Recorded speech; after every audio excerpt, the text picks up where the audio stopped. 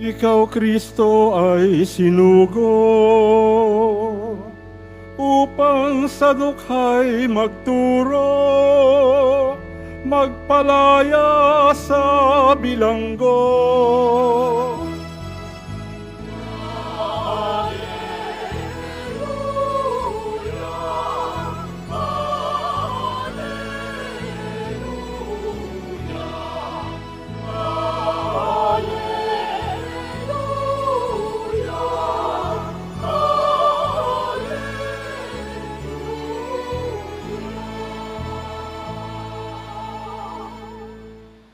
Sumainyo ang Panginoon. At sumayo rin. Ang mabuting balita ng Panginoon ayon kay San Lucas. Papuri sa iyo, Panginoon.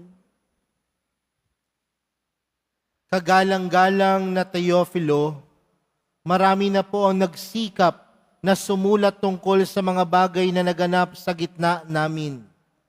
Ang kanilang sinulat ay ayon sa sinabi sa amin ng mga nakasaksi nito buhat sa pasimula at nangaral ng salita. Matapos na ako'y makapagsuri ng buong ingat tungkol sa lahat ng bagay na ito, buhat pa sa pasimula, minabuti ko pong sumulat ng isang maayos na salaysay para sa inyo, upang lubusan ninyong matiyak ang katotohanan ng mga bagay na itinuro sa inyo. Noong panahong iyon, bumalik si Jesus sa Galilea, at sumasa kanya ang kapangyarihan ng Espiritu Santo. Kumalat sa palibot na lupain ang balita tungkol sa kanya. Nagturo siya sa kanilang mga sinagoga, dinakila siya ng lahat. Muwi si Jesus sa Nazaret na kanyang nilakhan. Gaya ng kanyang kinagawian, pumasok siya sa sinagoga ng araw ng pamamahinga. Tumindig siya upang bumasa, at ibinigay sa kanya ang aklat ni Propeta Isaías. Binuksan niya ang aklat sa dakong kinasusulatan ng ganito, "Sumasa akin ang Espiritu ng Panginoon, sapagkat hinirang niya ako upang ipangaral sa mga dukha ang mabuting balita. Sinugo niya ako upang ipahayag sa mga bihag na sila'y lalaya, at sa mga bulag na sila'y makakakita, upang bigyang kaluwagan ang mga sinisiil, at ipahayag ang pagliligtas na gagawin ng Panginoon." Nilulunya ang kasulatan, at matapos isauli sa tagapaglingkod, siya'y naupo. Nakatitig sa kanya ang lahat ng nasa sinagoga, at sinabi niya sa kanila, "Natupad ngayon ang bahaging ito ng kasulatan, samantalang nakikinig kayo." Mga kapatid, ang mabuting balita ng Panginoon. Pinupuri ka namin, Panginoong Hesukristo. Magsiupo muna po ang lahat. Magandang umaga po sa inyong lahat. Pwede bang batiin ang katabi ng magandang umaga? Mga kapatid, tayo pong lahat ay nagkakatipon bilang isang mag-anak ng Diyos, bilang isang komunidad sa pagdiriwang ng banal na Eukaristiya ngayong 3 linggo sa karaniwang panahon.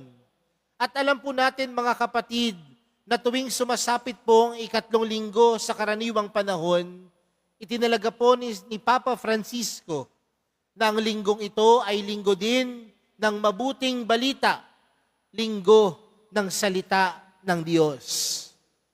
Mga kapatid, para po sa ating mga Kristiyano at Katoliko, mahalaga po ang salita ng Diyos. Dahil ang paniniwala natin na ang salita ng Diyos ang dapat maging basihan ng ating buhay. Ang salita ng Diyos ang dapat maging gabay ng ating buhay. Marahil magandang simulan po natin ang pagninilay natin sa umagang ito sa simpleng katanungan. Sino po sa inyo ang may mga Biblia, sari-sariling Biblia? Sino po? Marahil lahat tayo magtataas ng kamay. Father, may Bible po kami. Father, nasa cellphone po namin. May application ng Bible. Tanungin ko po ulit kayo. Sino po sa inyo ang nagbabasa ng Bible araw-araw? Buti na lang merong 2 o 3 nagtaas ng kamay. Pero sino sa inyo ang madalas magbasa ng balita, magbasa ng buhay ng may buhay ng iba? Ay naku, lahat yan magtataas ng kamay. Pero sa pagbabasa ng salita ng Diyos, baka hindi natin ito nabibigyan ng halaga. Mga kapatid, saan po ba natin madalas nakatatagpo ang salita ng Diyos? Para po sa atin, marahil hindi naman talaga karamihan sa atin nagbabasa ng salita ng Diyos araw-araw. Pero kapag tayo po ay dumadalo ng misa, nakatatagpo po natin ang salita ng Diyos sa oras ng pagpapahayag ng salita ng Diyos. Dahil tandaan po natin mga kapatid, yung oras na ipinapahayag ang salita ng Diyos sa loob ng misa, hindi po lamang lektor ang nagbabasa. Hindi lamang po tayo nakikinig sa simpleng salita. Bagkus sa mga oras na ito ay pinapahayag, ang Diyos mismo ang nangungusap sa atin. Buhay ang Diyos sa mga oras na ipinapahayag ang salita. Buhay ang Diyos sa mga oras na nagbibigay ng humiliya ang pari. Buhay ang Diyos sa mga oras na kayo po ay nakaupo at pinakikinggang maigi ang salita ng Diyos. Kaya nga mga kapatid, simple lamang. Kung tinutulugan mo yung oras ng pagkikinig sa salita ng Diyos, sino ang tinutulugan mo? Hindi yung lektor, hindi yung nagpapahayag, hindi yung pari. Sinong tinutulugan ninyo? Parang mahina. Sino po ang tinutulugan ninyo? Kaya sa inyo na po yan galing. Dahil buhay ang salita ng Diyos. At mga kapatid, aminin po natin o hindi, sino po ba ang mga taong pinakikinggan natin? Di ba ang mga taong pinakikinggan natin ay yung mga taong pinahahalagahan natin? At kung tunay natin pinahalagahan ang mahal na pong Jesus Nazareno, dapat marunong din tayo makinig at pakinggan siya. Pangalawang bagay, mga kapatid, magandang tanungin din yung ating mga sarili. Ang mga salita ba ay binibigyang pansin pa natin sa panahon natin ngayon? Do words really matter? Kasi minsan, aminin po natin o hindi, madalas nangyayari po ito sa mga parokya. Kapag ang mga parokya po ay nagpalabas po ng mga announcement, minsan nilalagay na lang po yan sa Facebook Nilalagay na lang po yan sa mga social media. Minsan, nung ako po ay may parokya pa, nakakatawang karanasan po ito. Nilagay mo na yung oras ng misa, may tatawag pa sa parokya. Ano pong oras ang misa? Nilagay mo na kung ano yung proyekto, ano na yung dapat ipamigay, nangangailangan sa gift giving. Magtatanong pa yan. Pwede po bang magbigay ng bigas? Kasi baka yung pag-iisip natin, nafo-focus na lamang sa itsura, sa picture. Pero hindi na natin nabibigyang pansin ang mga salita.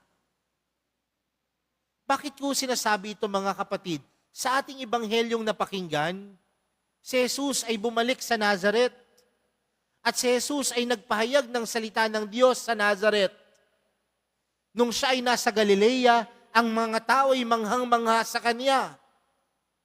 Pero nung siya ay bumalik sa Nazareth at pinahayag ang salita ng Diyos, di ba sa susunod na ebanghelyo, anong sinabi? Pinagdudahan siya ng kanyang mga kababayan at sinabi sa kanya, di ba anak lang yan ng karpintero? Di ba kapitbahay lang natin iyan? Bakit kami maniniwala sa kanya? Marahil nung pumunta si Jesus sa sinagoga, hindi maayos ang kanyang pananamit. Pero ano yung mahalaga mga kapatid? Yung salita, yung mensahe na ipinagkakaloob sa kanya. Kaya nga mga kapatid, sa ating unang pagbasa, ano po yung karanasan ng mga Israelita mula sa kanilang pagkakatapon? Nawalan sila ng pag-asa, nawalan sila ng lakas. Pero saan sila humugot ng lakas? Sa salita ng Diyos. Kaya mga kapatid, magandang tanungin, may halaga pa ba ang salita? May halaga pa ba sa buhay natin ang salita ng Diyos? Dahil kung may halaga pa po sa atin ang salita ng Diyos, nangangahulugan po mga kapatid, na ito'y magbibigay sa atin ng kalakasan, ito'y magbibigay sa atin ng pag-asa, ito'y magpapaalala sa atin na tayo'y kailanman hindi pababayaan ng Diyos. Ang salita ng Diyos nangungusap, at ang laging pangungusap sa atin ng salita ng Diyos ay bigyan tayo ng pag-asa, bigyan tayo ng lakas. Pangatlo at huli mga kapatid, sa dulo ng Ebanghelyo, pagkatapos basahin ni Jesus ang mga salita mula kay Propeta Isaías, bumalik na lamang siya sa kanyang upuan. Hindi na siya nagsalita. Ang mga salita na lumabas na lamang sa kanyang bibig, natupad ngayon ang bahaging ito ng kasulatan, samantalang nakikinig kayo. Yun yung parang homily ni Jesus, maiksi. Bakit kaya maiksi? Dahil alam ng Panginoon na sa kanyang pamumuhay, ito na ang pinakamagandang pagpapahayag ng salita ng Diyos. Sa kanyang sariling pamumuhay, ito na ang magandang pagtuturo ng salita ng Diyos. Kaya malaking hamon po ito sa atin bilang mga Kristiyano at Katoliko, mga kapatid. Nakikinig tayo ng salita ng Diyos, nagbabasa tayo ng salita ng Diyos, paano natin ipinapahayag ang salita ng Diyos? Hindi lamang sa pagpapahayag sa pamamagitan ng salita, bagkus ang pinakamagandang pagpapahayag ng salita ng Diyos ay pagsasabuhay ng salita ng Diyos. Bilang mga magulang, responsibilidad po ninyo na ipahayag ang salita ng Diyos sa inyong pamilya. Pero wag lamang sa pananalita. Ipakita niyo po sa inyong pagkilos at pagiging magulang sa kanila, sa mga nakatatanda. Paano ipahayag ang salita ng Diyos? Maging mabuting halimbawa ka. Kasi baka naman sa loob ng tahanan, sinasabihan mo yung mga anak mo, anak, bawal kang magbiso, bawal kang manigarilyo, bawal kang magsugal, bawal kang umuwi ng hating gabi. Pero ang tanong, ikaw ba, hindi ka naninigarilyo, hindi ka nagsusugal, maaga ka ba umuwi? Hindi lang pinakikinggan ng salita ng Diyos. Hindi lang binabasa ang salita ng Diyos. Ngunit ang salita ng Diyos isinasabuhay. Mga kapatid, sa araw na ito, linggo ng salita ng Diyos, magpapaalala sa atin na buhay ang salita ng Diyos na nangungusap sa atin. At kung ito'y nangungusap sa atin, pagpapaalala na puno ito ng pag-asa. Pero nawa ang pag-asang ito magdulot sa atin na isabuhay ang kanyang salita. Isabuhay ang kanyang turo. Ang pinakamagandang pagpapahayag ng salita ng Diyos ay hindi sa pamamagitan ng mga salitang lumalabas sa bibig. Ngunit ang pinakamagandang pagpapahayag ng salita ng Diyos ay pagsasabuhay ng salita ng Diyos. At yan po ang hilingin nating gabay. Yan po ang hilingin nating tulong sa mahal na pong Jesus Nazareno, na maisabuhay ang kanyang turo at nawa sa ating pagkilos at gawa, sumalamin sa atin ang mahal na pong Jesus Nazareno. Amen.